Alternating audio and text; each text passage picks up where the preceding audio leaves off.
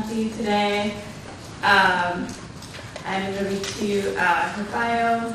So Shanthi Sekaran is a writer of incredible skill. She has written children's books, middle grade books, adult novels, and has also written for television, having recently wrapped up her work on the acclaimed NBC medical drama, New Amsterdam. Her second middle grade novel, her latest, Boomi's Boombox, about a girl who time travels to 1986 and finds her dad in England, came out in spring 2023. Her middle grade debut, The Samosa Rebellion, won the Northern California Book Award. The adult novel, Lucky Boy, I tell of two mothers, an undocumented mother and a U.S. Indian-American woman whose lives collide, is the book through which I met this writer. Reviewers have called it both a contemporary page-turner and a model of delicate, artful writing that lets us see an entire world. The Seattle Times calls Shanthi graceful, the New York Times exceptional, and Celeste Ng has called her work heartrending and heartwarming. I concur. Lucky Boy was named an Indie Next Grade Read, an Amazon editor's pick, and a Best Book of 2017 by NPR, Barnes & Noble, Library Journal, and the San Francisco Chronicle. Shanthi is also an accomplished essayist, and her essays and op-eds have appeared in the New York Times, Huffington Post, the Rumpus, and Salon. She wrote an op-ed I still think about, published in the New York Times, about the privileged immigrant. She's a concise writer, deliberate when it comes to telling the truth. When you write a book, Shanthi told Alto magazine, you have to be the storyteller. You have to be the center of your own little universe. You also have to be brave and mean and cruel sometimes and truthful. And I'll leave you with this little tidbit. When Shanthi needs to warm up before a day of writing, she breaks out her ukulele. Please give your warmest welcome to Shanthi Sekaran. I'm excited to talk to you about the things that I've learned as a writer over these years. So we're going to look at this idea of writing outside of your experience. And to some extent, everybody does this who writes all the time, even if you're writing about yourself. You know, you might be writing about yourself as a child, and that's almost a different person than you are now. And then others of us do it more explicitly, where we're writing about somebody from a different country, somebody with a different history, from a different era, with a different experience, maybe of trauma, maybe of hardship. And that's the sort of thing that I'm going to try to get into today and handle as intelligently as I can, and hopefully give you some good thoughts and ideas. So, I want to address the sombrero in the room. Cultural appropriation. I don't know if any of you remember this, but back in 2016, there was this thing called Sombrero Gate, where the novelist Lionel Shriver was giving a keynote at the Brisbane Literary Festival.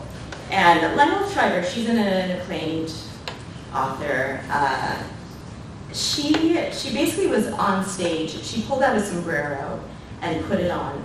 And there had just been a sort of blow up about cultural appropriation at an American college. So she was talking about that. And she proceeded to sort of, in many words, dismiss the idea of appropriation and basically say that any writer, any artist has free rein to write the stories they want, even if those stories lie outside of their own history, their own experiences. So I don't agree with Shriver's dismissiveness or her flippancy in that situation, but I do agree that we as writers do have the right to at least approach experiences that are not our own, and then we have both the right and the duty to decide whether we're going to go there, whether we're going to actually tell those stories. So that's what I want to talk to you about today. I'm going to hopefully give you ways to approach writing from the outside with care and integrity and some self-awareness. So these are two of my books that I'll be referring to throughout the talk. there's Lucky Boy, which Ingrid spoke about. I'll just give you a quick look into both of these. I'll start with the one on the right, Boomi's Boombox. This is my latest book. After many years of writing for adults, I wrote 2 books for 9 to 12-year-olds. They're novels. And Boomi's Boombox is about a girl who time travels to the 80s to find her father when he's 12 years old. She time travels to 1986 in northern England, where her dad is a 12-year-old British Indian kid. And with that book, you know, she lives in San Francisco. There are many things about her life that I recognized, but when we meet her, she's just lost her father. He's died of COVID, which is something I never had to experience. I haven't lost a parent yet either. Also, she was a ballet dancer who just got kicked out of her academy. She didn't make the auditions. She didn't pass the auditions to get to the next level of her ballet academy, and I never set foot in a ballet class. So that's where I was coming from with that book. With Lucky Boy, there were many, many, many more unknowns for me. So as Ingrid said, it's a story of a young woman from Mexico. She's undocumented. She ends up in Berkeley. She has a baby, and then through a series of events, her baby's taken away from her and put with foster parents who then want to adopt him away from her. And she is in a detention center. And the other side of that story tells the story of the foster parents who've been struggling with infertility and want a child. So there's a lot that I didn't know when I was starting this book. I'm not Mexican. I've never lived in Mexico. I'm not undocumented. When I started, had never set foot in a detention center. I've never crossed a border. I've crossed borders, but I've never crossed a border without papers. I've never struggled with infertility. I haven't worked in Silicon Valley. I mean, there was just so much in this book that was unknown to me. And I had to tangle with that, and I had to figure out how to do it. And believe me, when I started writing Lucky Boy, I had no idea if I'd be able to pull it off. And it took a long, long time for me to be able to have a little confidence in that quest. And really, you know, even now I'm wondering, but it seems okay. Things have seemed okay. So, all that to say, if you're gonna write outside of your experience, in the words of one of our greats, George Michael, if you're gonna do it right. I love that slide. So here are some ways to do it right.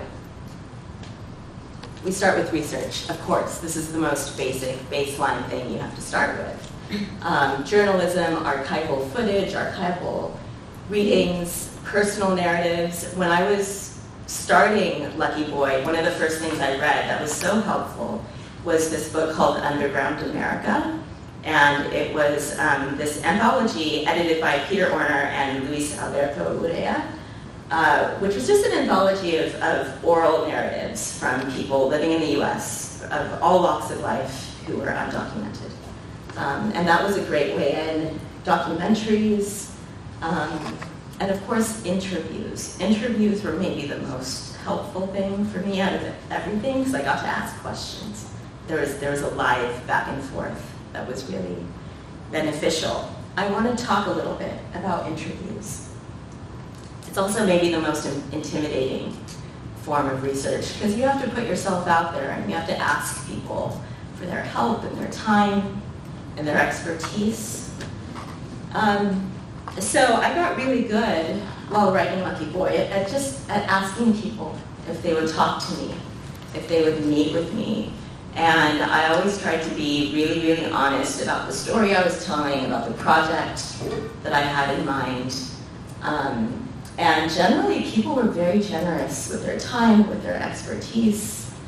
And the worst experience was just someone, not responding. That was really usually the worst thing that happens when you ask. And I do have to say that being a novelist was a plus. If I had been a journalist, I think it may have been harder to get people to speak to me. So ask, be honest about what you're doing. It starts pretty simply from there. And the people that you speak to will often lead you to the next person that you're going to speak to. And don't forget about the things that you read. When you read something online, say, and there's an author, that could also be a good person to speak to, because they've done their own research. I next want to talk about the body, your bodies in your research. So one way that this really came into play for me was with Boomi's Boombox. Like I said, I'd never taken ballet before, and yet I was telling the story of this young girl who was a ballet student, who was a devotee of ballet. And I started off sort of watching YouTube videos and writing down terminology and not really getting it at all. And then finally, I found at the Berkeley Ballet Theater these adult intro classes for adult absolute beginners, people who've never put on a pair of ballet shoes, and that was me. So I started taking those classes, and I started to understand my character and what she was going through in a completely different way. And maybe the most important change there was that I had been thinking about ballet as this exclusionary thing, this thing that was keeping her out, that was telling her that her body wasn't right, this thing that was causing her pain. And when I started doing ballet, I realized that no, ballet, as someone who's now doing it, I use that term loosely. As someone who's now doing ballet, I realized that ballet can bring you joy. And it's something that when you do it, you can love it. And that was an important thing to bring back into the book. And I think it also complexified her experience. So always think about your body and where you might have to put it, what you might have to do with it to identify with your characters within reason. Take care of yourself as well. Related to body is place. So I started writing Lucky Boy. I made up a character, I made up a town in Mexico. I gave it a name. I had no idea what region she was from. I had no idea, I knew really nothing about her Mexican identity. And it was starting to feel really, really fake to me. I was like, I'm like writing this story, it doesn't feel real. I don't feel my character, I don't know what to do. And then finally I got an opportunity to travel to Mexico. I have a friend who has sort of an artist's residency in this little town outside of Oaxaca. And he was like, well, come down and spend a few weeks at least. And I finally got it together to do that. And this was no small thing. I mean, traveling, getting yourself someplace for your research, I don't want to downplay it. It's a big step that you have to take. And I was so pampered. I was like, does Virgin Atlantic fly there? I don't know if I can go if it's not a Virgin flight. But I got on a Continental Airlines flight and I flew down to Oaxaca, and I stayed in this little town, and it was probably the best thing I did for this book. And this is not just about place, it's also about body. Putting my body in the air of that town, a town that could have been Soli's town. Feeling the quality of the heat, feeling the quality of the air, smelling the smells, being around people, and particularly being around people at home. So I was in Mexico with Mexican people who were at home rather than in the immigrant space. And that was really important. And I'm going to touch on this later, but I'll say it now too. To understand Soli's journey, I had to understand what she was leaving behind. I had to understand where she was coming from. So place, in that case, was super important. Another approach to take when you're writing outside your experience is to acknowledge all the difference that you have with your character, but then to find a point of connection. That brings me to this idea of parallel journeys. So me and Soli, my character, we had very little in common if you look at our biographies. But we were both pregnant. We were both mothers. She eventually becomes a mother. And that was my point of connection with her. I have 2 kids. And that was my, you have to, at some point, find a way to relate to your character. It's like making a new friend. They could be as different as anything from you, but if you find a point of connection, then that's where you start to form a relationship. So with Soli, I knew what it was to carry another human being in my body. I knew what it was to give birth. I knew what it was to have those first nights with a newborn where you know you should sleep, but you kind of just like wake up every 20 minutes to make sure they're still breathing, that sort of thing. And a lot of that actually made it into the book. And then I'm going to just touch on the other side of that book, Kavya, the Indian American woman who's struggling to get pregnant. That's something I never had to deal with, fortunately. But I don't want this to sound flippant. I had kind of a parallel experience when I was writing Lucky Boy. After I'd written a draft, I tried to get it out there to publishers, and it was getting rejected just all over the place. It had a glorious tour of rejection. And I would go into bookstores and I'd see other people's books. And I'm not saying it's the same, but it's analogous. It was in a way like looking at other people's babies when you can't have a baby yourself. And I don't mean that disrespectfully, but it gave me a way into that longing and that frustration and that feeling that I'm doing everything right as far as I know. What is the problem? What's happening? So always look for that parallel, even if you don't exactly intersect with your character. What's next? Respecting your limits. So you're going to have limits to what you're able to do with this story. You will not have the same lived experience as your character, and there are a lot of things that you just won't know. Things that you don't even know you don't know. And just be aware of that. You can't know everything about your character, but you can know what you've learned, and you can plug into yourself and your own experiences to try to understand them. That's what we do as writers. We don't live every experience. We try to use our own understanding of the world to imagine what someone else might be going through.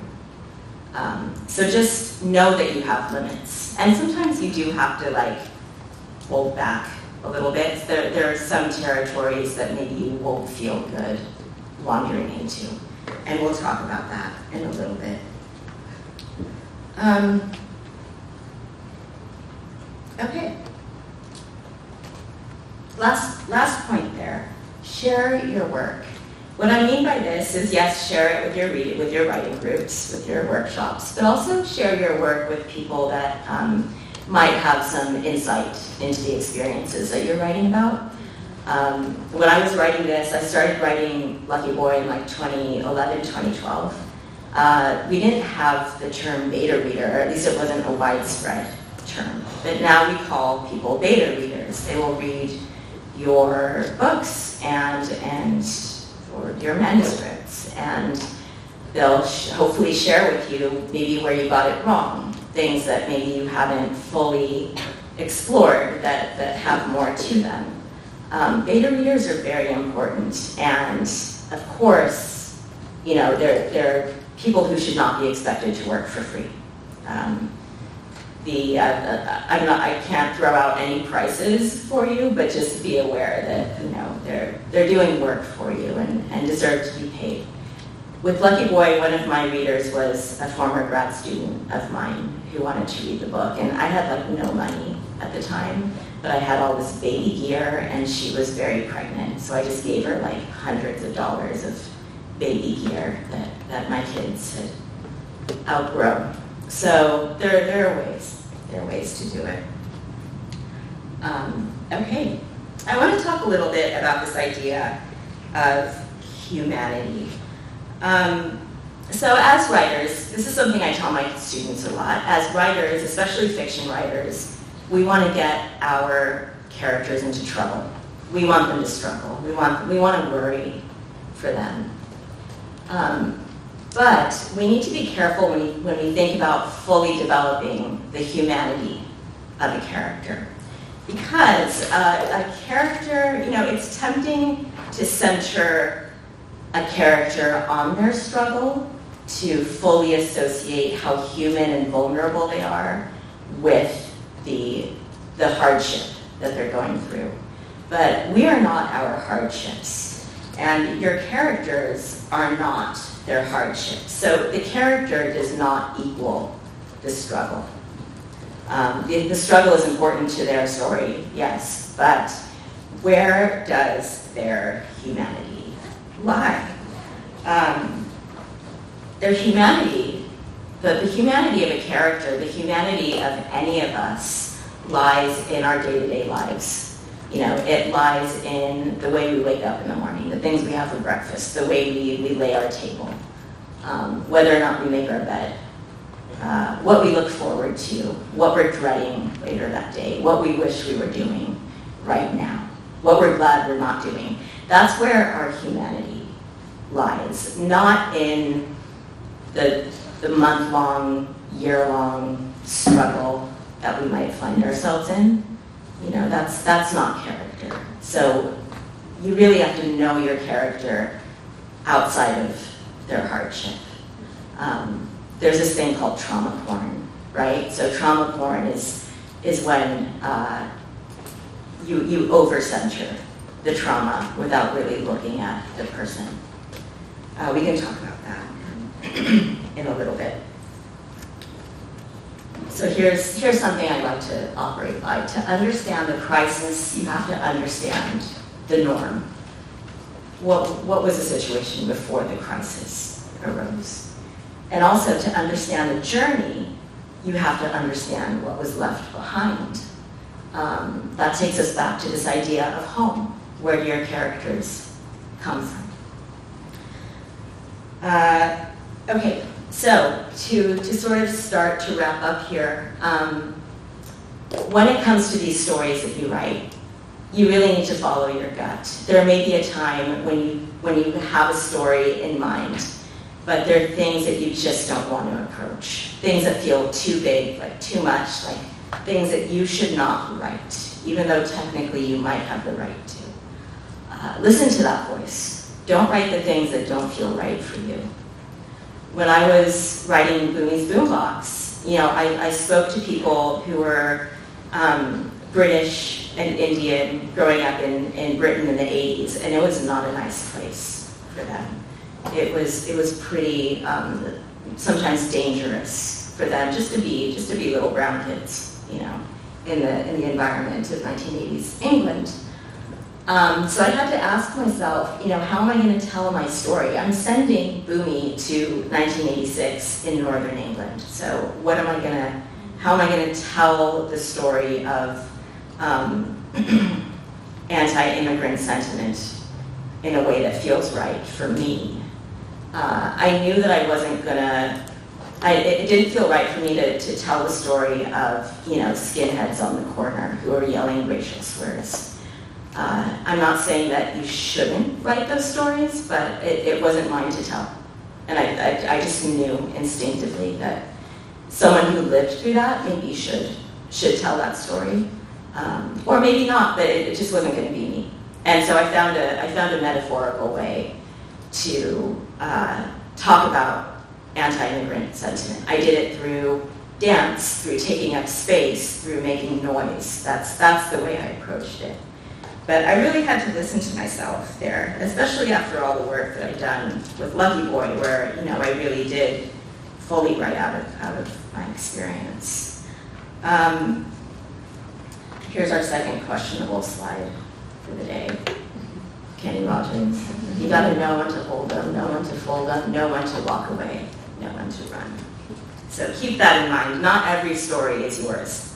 And you know better than anyone which stories are yours and which are not. One thing, maybe this is the most important question that I've learned to ask myself, is what do you bring to this story? Are you just retelling and exploiting someone else's trauma? Is it pure just telling?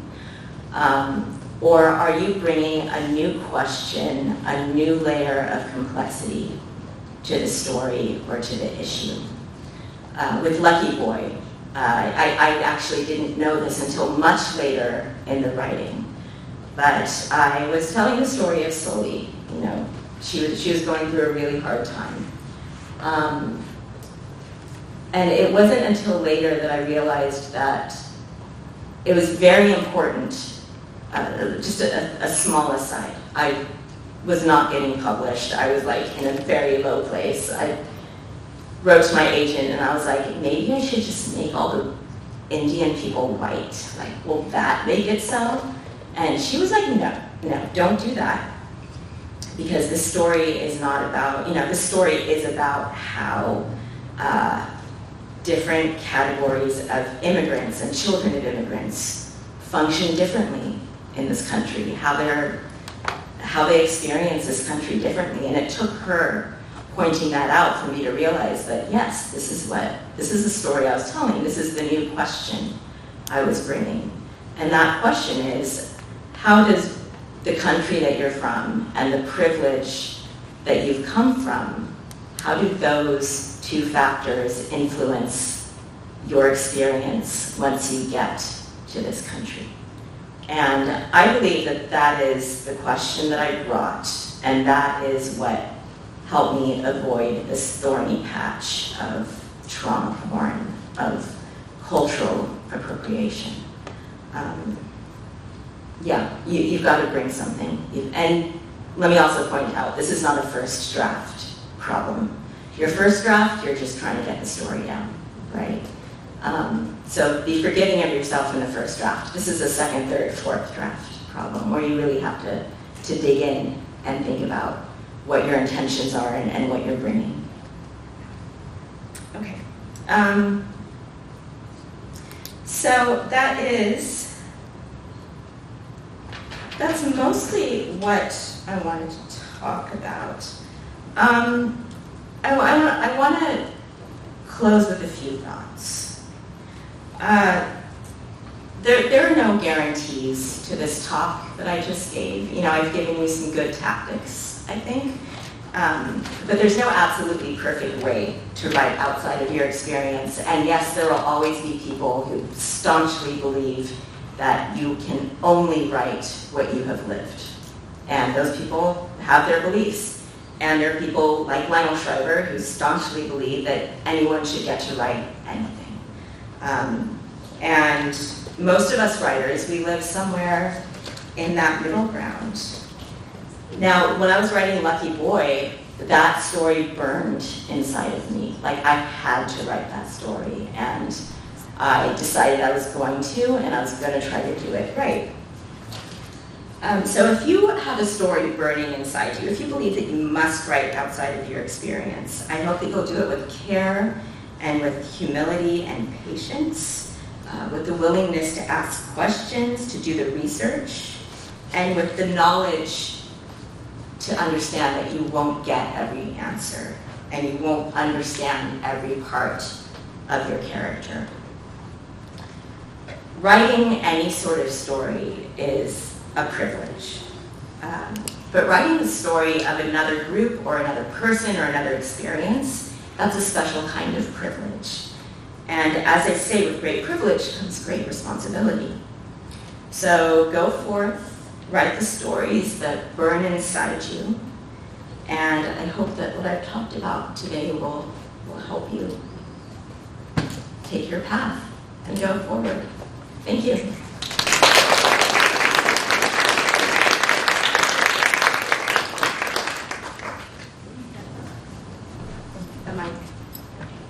Yeah, we're going to do some questions.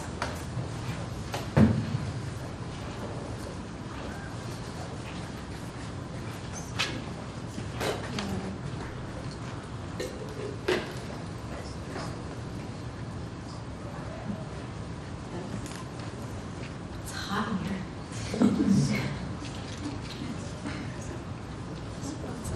Hello? Yes. Thank you, Shanthi. That was so beautiful. I'm going to be handling the mic for audience questions. And yeah, so I think I'll start us off. I wanted to ask, I think it was such a beautiful presentation. One of the things that was the most striking to me was about how,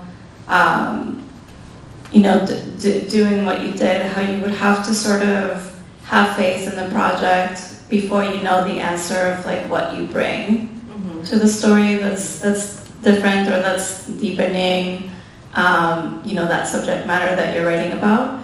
And I was wondering how you keep the faith in that time where it's uncertain and you're not sure what's going to happen. You keep the faith by being in love with your story. You have to be excited about your story. About your characters, about the things you're trying to show and say. And I think that's just a general rule for when we're writing anything, right? We want to be in love with our story. We want to be excited about it. So that's what sort of carries you. And then this, the question of what you're bringing is sort of it's a program that's running in the background. Yeah. All right. Who has a question over here? Hi. Thank you for your time. I thought it was really interesting how you brought up identifying if a story is worth being told, if you have permission to tell it, and then are you the person to tell it? And if you go through that and you figure out you're going to do it, how do you intuit what questions to ask if you don't have that experience? Yeah, that's a good question. How do you intuit what you're going to ask? You have to. It's a process of exploration.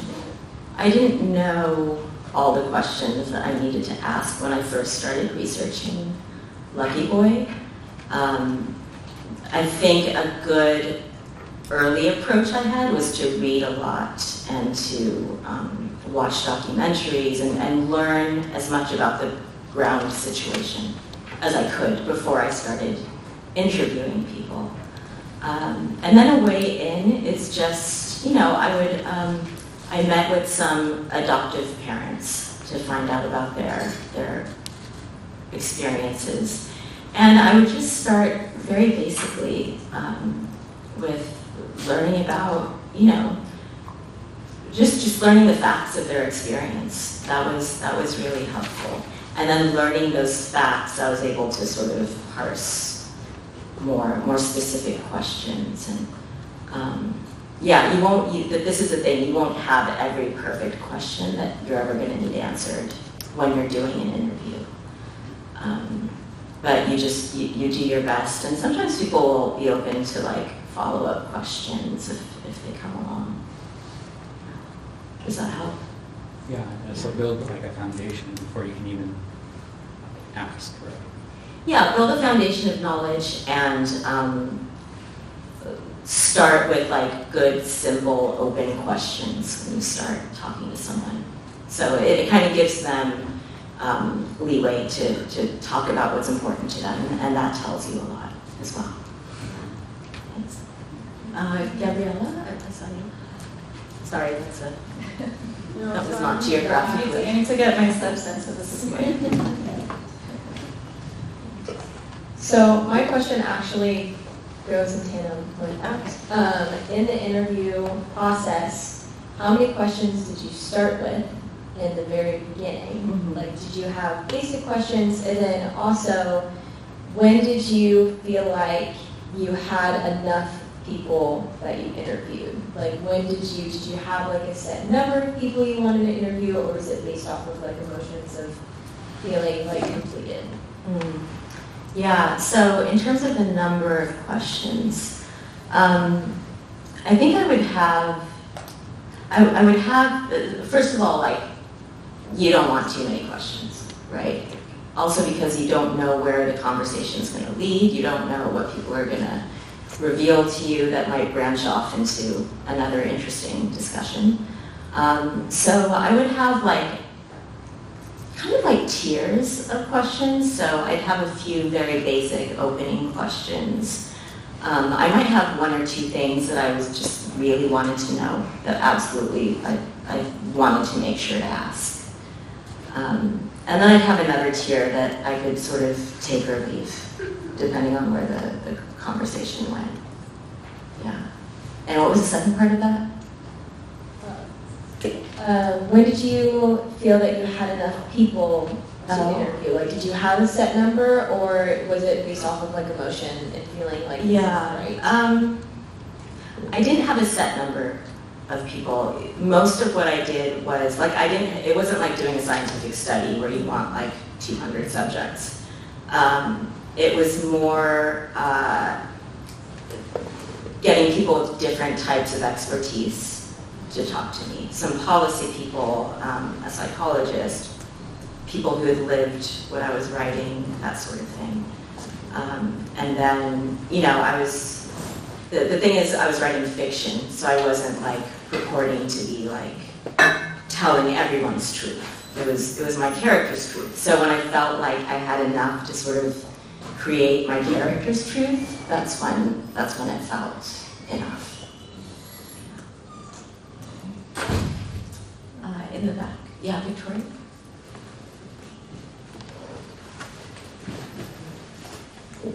Hi, I'm going to ask a pretty basic question, and if you already answered it, I'm sorry, I was a few minutes late. So I know that you are married, you've got 2 kids, you're a writing professor, you have your own writing. So how do you balance it all? And I'm most interested in your writing process. So do you write for a certain amount of time, a certain number of words, pages, and how do you balance that with caring for your boys? Mm-hmm.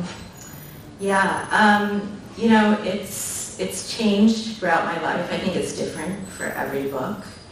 I try to, so I'll tell you what I'm doing right now, is I give like 1 or 2 days a week where I don't do anything else. You know, I just focus on the book, and it might just be 1 day a week that I get to do that.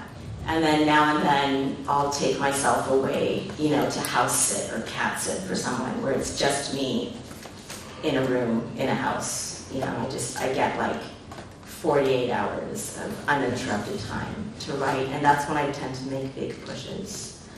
And the rest is just life. It's just emptying the dishwasher, basically.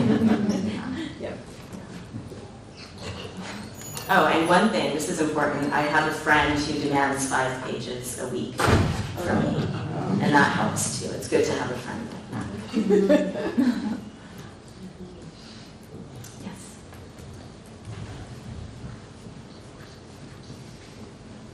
Well, first of all, thank you for talking about all of that. I'm writing a character who's very different from me right now, so that was really applicable. But my question is, how do you balance writing adult books and then writing middle grade books and keeping the 2 audiences separate, if that's ever difficult? Yeah, I mean, I don't write them at the same time. So that's pretty important. I can barely write 1 book at a time, you know, if that. What I did, I think the biggest leap was writing middle grade after spending my life writing for adults. And what I did is I just wrote in my adult literature voice. You know, the first draft of the Samosa Rebellion, it just sounded like my other books. And then I went back and made it more appropriate for like a 10-year-old reader. You know, I changed the language, I changed the focus sometimes. So it really, it comes down to what you're excited about at the time, and it comes down to the language that you use. But my advice is to write in the way that you feel most excited about and then deal with it later. Thank you. Mm-hmm. Yes. Sorry, I'm on my way. Hi, thank you for this craft talk. So, something that I feel I often struggle with is I've lived a life where a lot of things have quote unquote gone wrong. And so like, in a sense, what I bring to stories is like sadness or a certain kind of pathos. How in that situation does one avoid slipping into the tropes of trauma porn? You know, I think at the flip side of every sad story is the joy that could exist, right? We feel sadness because we've known joy of some sort, or because we want to know joy. So my advice would be to definitely tell the sadness when it needs to be told, but remember that, you know, a life is a combination, a life is a collection of moments of joy and sadness and boredom and, you know, 1,000 things. So it's about proportion. I think it's about really hitting home with those painful moments when we need to, and then finding some balance with joy or humor or, you know, observation of the world, something that is not that pain. Thank you. Mm-hmm.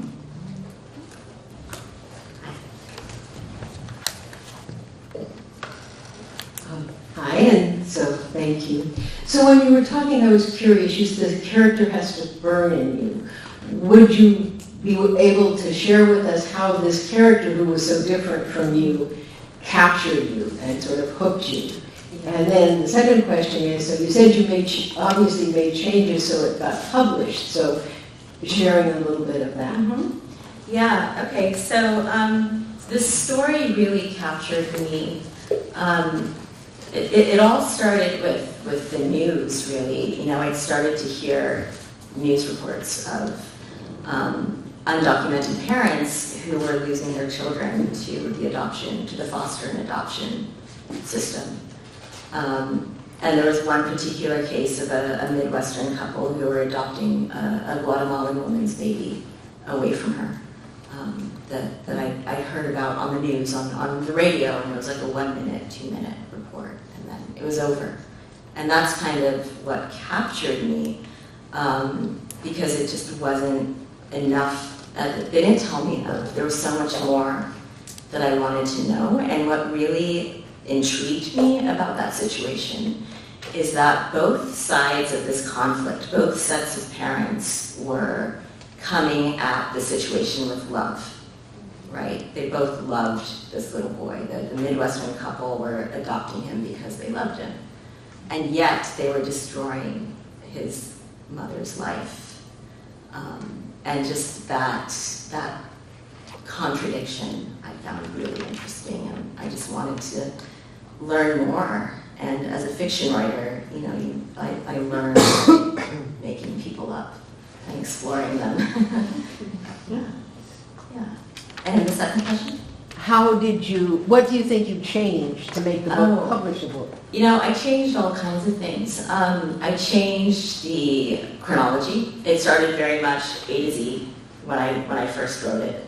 And then I did some flipping and flashbacks, and, you know, I played with time and chronology a lot more in order to create a sort of inherent suspense. Like, we'd be in the present day, we don't know quite how we got there, and then we'd flash back to sort of learn. So playing with time created a sense of suspense that I think made it more of a page turner than it had been. And also, you know, I completely changed the ending. Like, I got rid of a character, I added a character, I changed the Berkeley husband's job in a way that brought another angle, another whole layer to the story. So it was a lot of changes. I think it took me about 2 years to write the first draft, and then another 3 years of fixing it before it got published. So, yeah.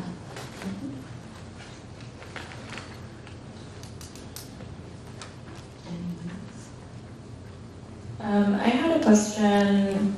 I do something similar when I'm writing fiction, which I have only recently started noticing, but I heard you sort of describe it sort of like method acting. You're like cosplaying as your character. And I was also kind of thinking about what you were saying about having a curiosity or like noticing the contradiction in a character.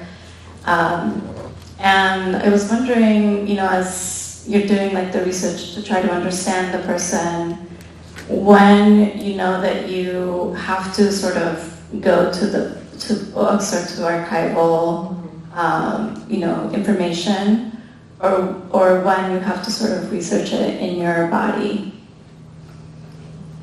Yeah, so when do you go to the archives? When do you go to other materials, and when do you go to your own body? I think those two things are not mutually exclusive. They work in tandem. So often I would research something, in a text or on a documentary or in an interview, and that would open up an aspect of story that I hadn't thought about before. And then it's when I'm actually putting my story to the page that, that's when I have to feel my character. That's when it sort of enters the body space. So, there's the world, there's the research, and then there's your character, and really understanding how they move through space, what California feels like to them, that sort of thing. Do we have any other questions? Any more questions? We probably have time for one more.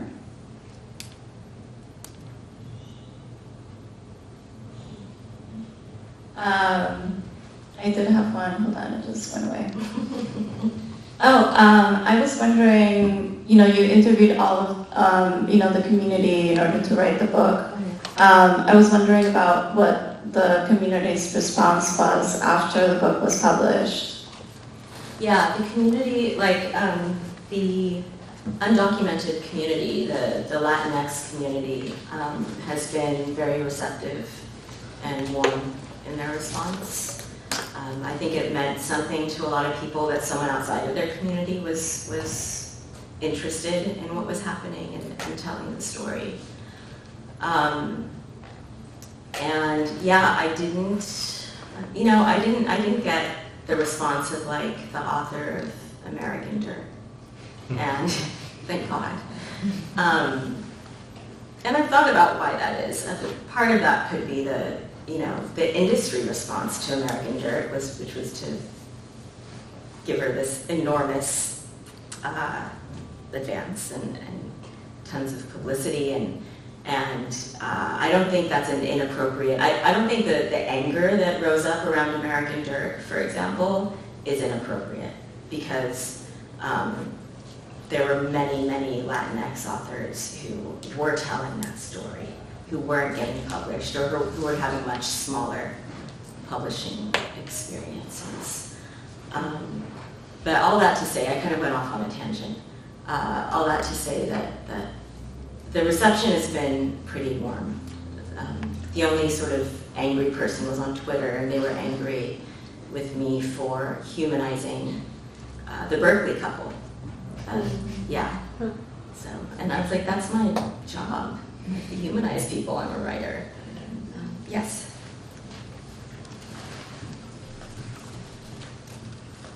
Thank you so much.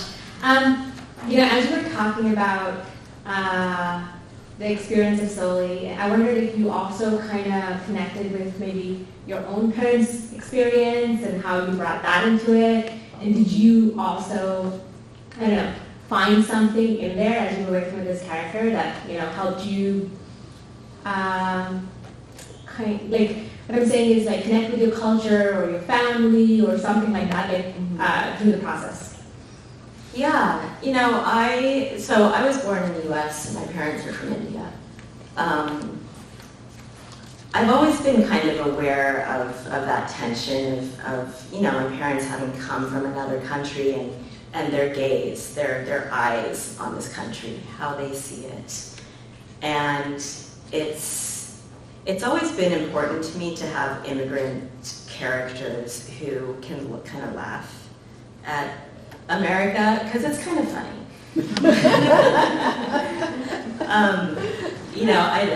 I've always shied away from writing the sad, lonely immigrant character because there is a lot of laughter. There's just a lot of there's a lot of scrutiny as well. And I think that sort of tension came into Soli's character a little bit. And on a related note, when I was in Mexico, I was like, gosh, Mexico really feels like India to me, just in many ways, like what the houses look like, what, just the way things were laid out. It really reminded me of South India. So I found more commonalities than